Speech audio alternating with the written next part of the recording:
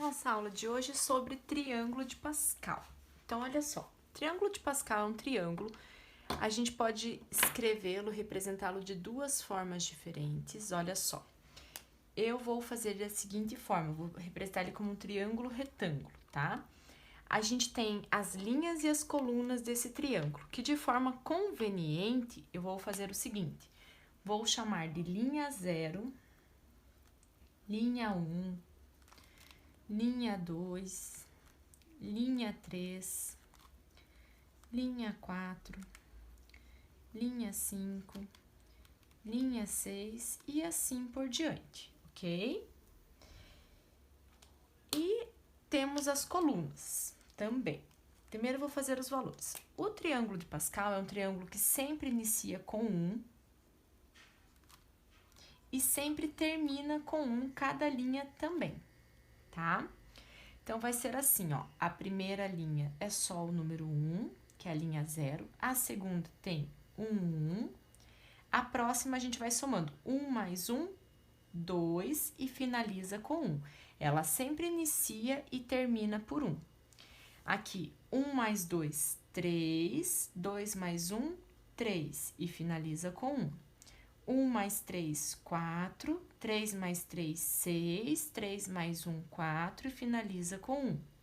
1 mais 4, 5, 4 mais 6, 10, 6 mais 4, 10, 4 mais 1, 5 e finaliza com 1. 1 mais 5, 6, 15, 20, 15, 6 e 1. E assim por diante. Em alguns livros, né, alguns autores preferem representar assim, ó. Sempre iniciando e terminando por 1. Aí faz a soma aqui, ó. 1 mais 1, 2. 1 mais 2, 3. 2 mais 1, 3. Inicia e finaliza por 1. 1 mais 3, 4. 3 mais 3, 6. 3 mais 1, 4. Assim eu acho mais fácil de fazer a soma. Só que assim é mais fácil de encontrar a linha e a coluna que se encontram os valores. Que aqui a coluna, né, você vai ter que aqui a coluna 0, aqui a coluna 0, coluna 1, coluna 0, coluna 1, coluna 2. Aqui é mais fácil de verificar a coluna, ok? Por isso eu vou utilizar o triângulo de Pascal representado dessa forma aqui. Mas as duas estão corretas. Então, vamos lá. Olha só. Vamos numerar a coluna aqui também. Então, aqui é a primeira coluna, que é a coluna 0, a gente vai chamar de P. Coluna 1, coluna 2, coluna 3 e assim por diante. Ok? Esse triângulo, ele tem muitas propriedades, né, envolvidas entre os valores. A gente vai ver as principais. E ele também tem uma coisa muito interessante. Cada número que está aqui nesse triângulo é resultado de uma combinação linear, certo? Então, olha que interessante. Vamos fazer aqui a analogia. Se eu calcular a combinação, lembrem da fórmula da combinação, era essa daqui, ó. Por isso que eu peguei de forma conveniente a linha sendo N e a coluna sendo P, tá? Então, a fórmula da combinação é essa daqui. Combinação linear, lá de análise combinatória. Vou calcular a combinação. 0, 0,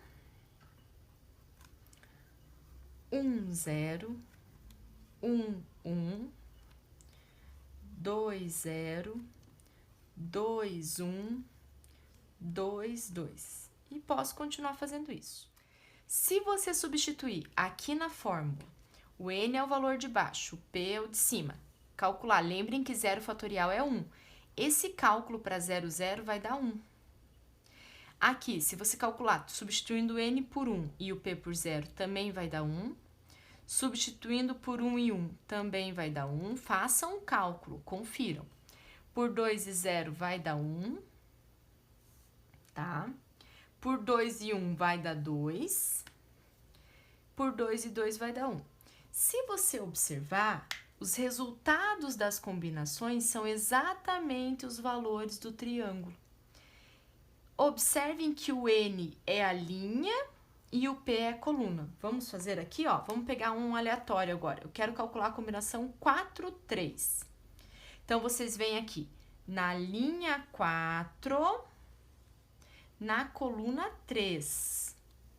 Olha qual que é o valor. Vamos conferir? Vamos substituir aqui na fórmula. 4 fatorial, 4 menos 3 é 1 fatorial e 3 fatorial.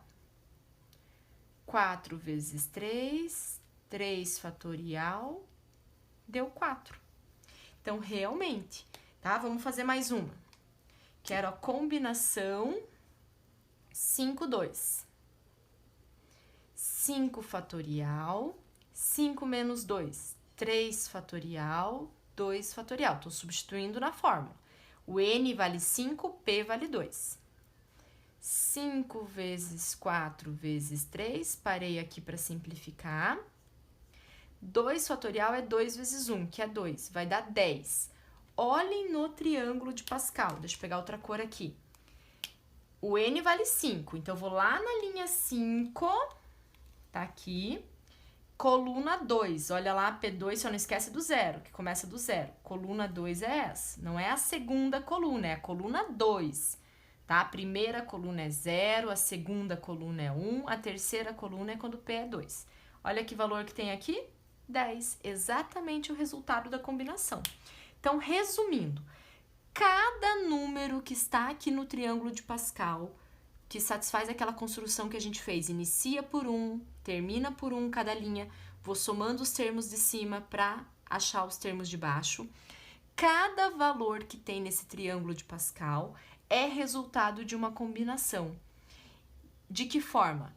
O N da combinação é a linha do triângulo de Pascal e o P da combinação é a coluna do triângulo de Pascal.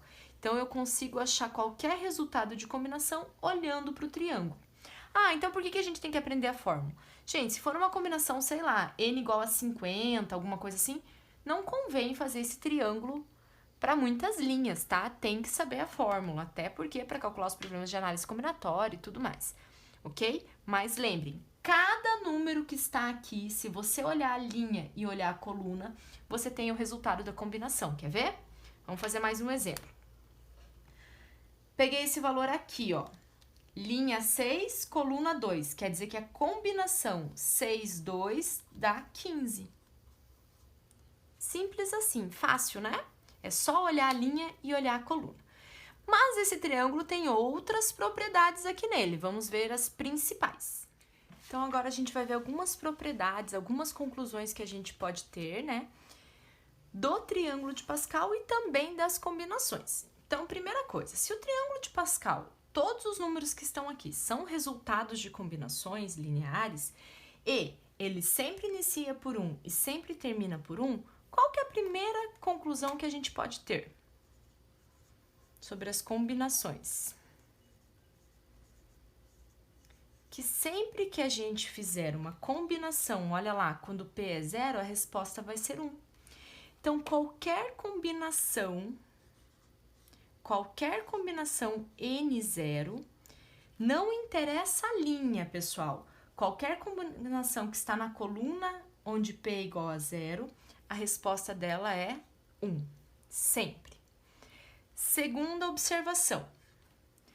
Sempre finaliza com 1 o triângulo de Pascal. E quem que é esse último 1? Vamos pensar, olha lá. Coluna 5, linha 5. Coluna 4, linha 4. Coluna 3, linha 3. Ou seja, o número da linha e da coluna são iguais no último 1. Então, toda vez que você tiver uma combinação NN, a resposta vai ser 1. Tá? Terceira são as combinações complementares. Primeiro, a gente observou que cada número desse é resultado de uma combinação e, com isso, a gente está tirando conclusões, né? Em cima do triângulo em relação às combinações. Então, a gente tem as combinações complementares.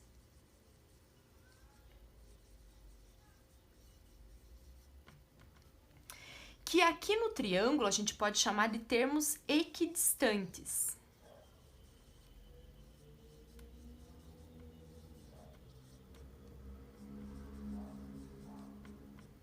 que são termos equidistantes na matemática? Que está a mesma distância. Observem aqui.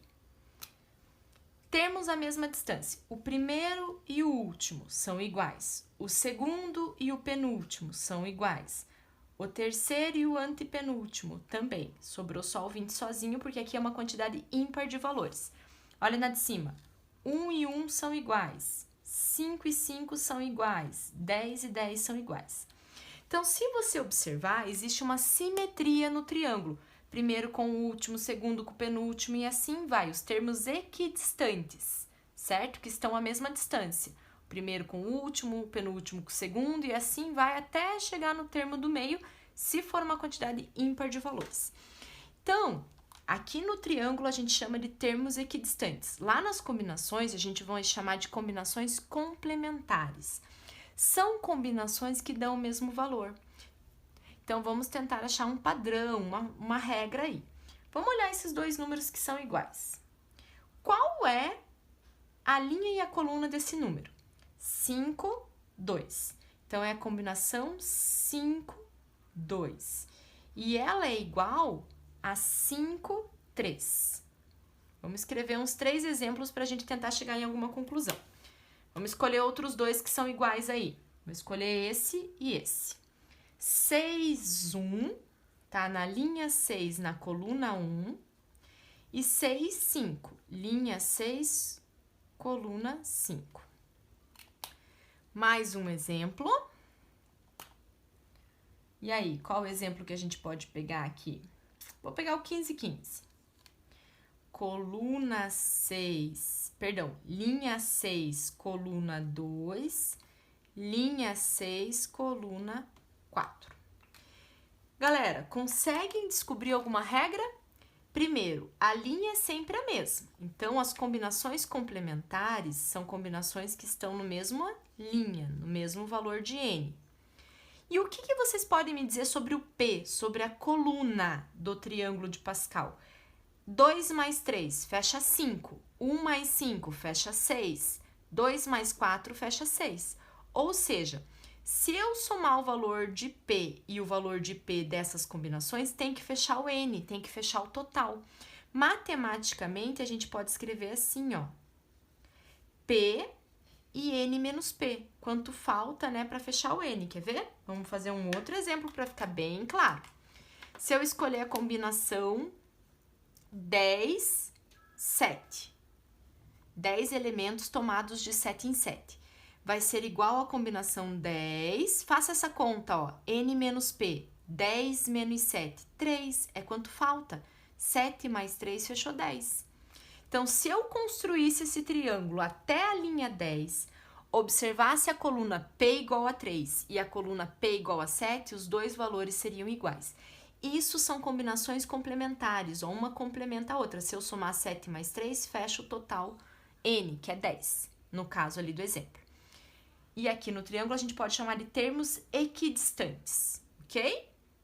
Vamos ver mais duas relações que a gente consegue aí observar. Próxima a gente pode chamar de relação de Stiefel.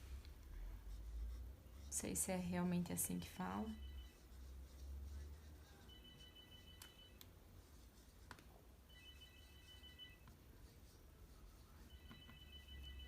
Olha só, o que essa relação fala? Essa relação vem dessa construção que a gente faz aqui no triângulo, olha só. Eu somo esses dois para obter esse aqui, né? Somo esses dois para obter esse. A forma com que eu construo o triângulo de Pascal, eu consigo criar uma relação entre as combinações. Vamos pegar alguns exemplos, vamos lá. Quem que é esse carinha aqui, ó? Combinação 3, 0. Somei com o do lado. Combinação 3, 1.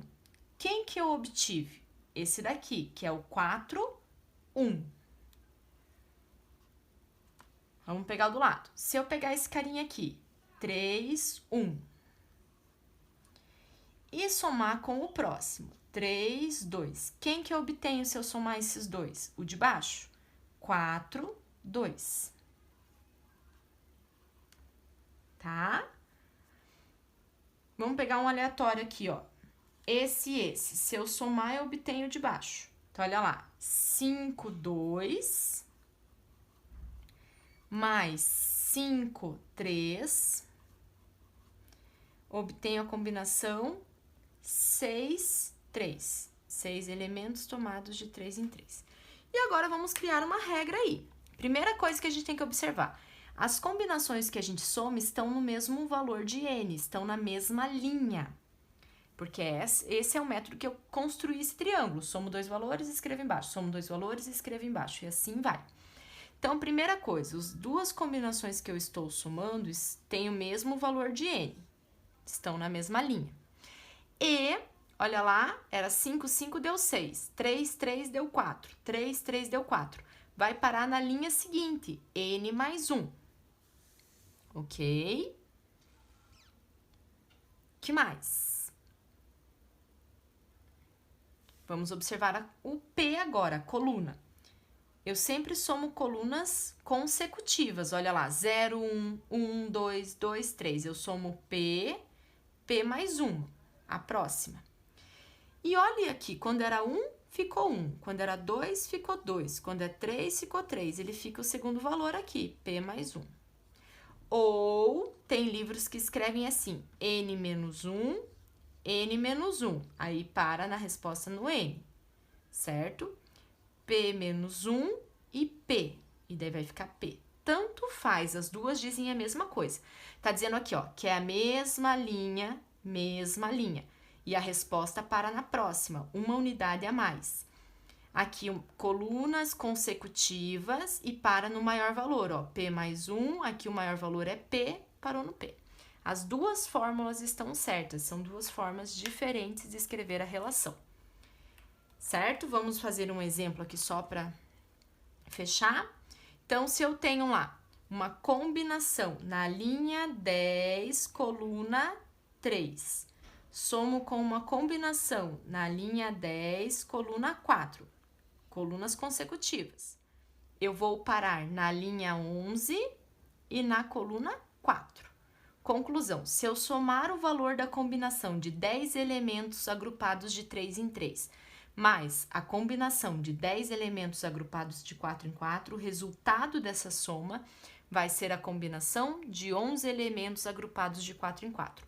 Ou, se eu somar o número do triângulo de Pascal na linha 10, coluna 3, com o número da linha 10, coluna 4, eu paro na linha 11, na coluna 4. Então, dá para você pensar nesses números como combinação ou como valores do triângulo de Pascal. E a última propriedade que a gente vai ver é sobre a soma dos termos de cada linha do triângulo de Pascal. Então, vamos fazer a soma dos números de cada linha do triângulo de Pascal. Olha só. Aqui, como só tem o número 1, a soma da linha 0 seria 1. A soma da linha 1 seria 2. A soma da linha 2, eu estou enumerando a linha conforme o n, seria 4. A soma da linha 3 seria 8. A soma da linha 4 seria 16. E aí, a gente consegue criar alguma relação? Se você observar, essas são as potências de 2. 2 elevado a 0 é 1, 2 elevado a 1 é 2, 2 ao quadrado é 4, 2 ao cubo é 8, 2 à quarta potência é 16 e assim por diante. Então, a conclusão que a gente tem é que quando você soma a linha N do triângulo de Pascal, é a mesma coisa que calcular a potência de expoente N, de base 2. Então, vamos lá. Quero somar, por exemplo, a linha 10 do triângulo de Pascal. Eu não vou precisar escrever até a linha 10. Se eu fizer 2 elevado à 10ª potência, 1024. Então, se eu escrevesse esse triângulo até a linha 10 e somasse todos os números dessa linha, eu obteria 1024. Certo? Então, essa é a quinta propriedade. Se a gente somar todos os números, né, de uma respectiva linha do triângulo de Pascal, é a mesma coisa, é o resultado de uma potência de base 2, uma potência de base 2 expoente conforme a linha que você está somando. E, consequentemente, se você somar combinações N, P valendo 0, N, P valendo 1, até a última, se você fizer combinações, né, soma das combinações, variando P de 0 até o próprio N, essa soma é exatamente somar os números da linha do triângulo de Pascal. É a mesma coisa que 2 elevado a N. Então, você pode pensar nessa propriedade como números do triângulo de Pascal que você está somando, ou pode pensar como se cada um desses fosse uma combinação que você está fazendo a soma, dá no mesmo, certo? Então, com isso a gente viu as principais propriedades, a construção do triângulo e a analogia de cada número do triângulo em relação, né, a uma combinação linear.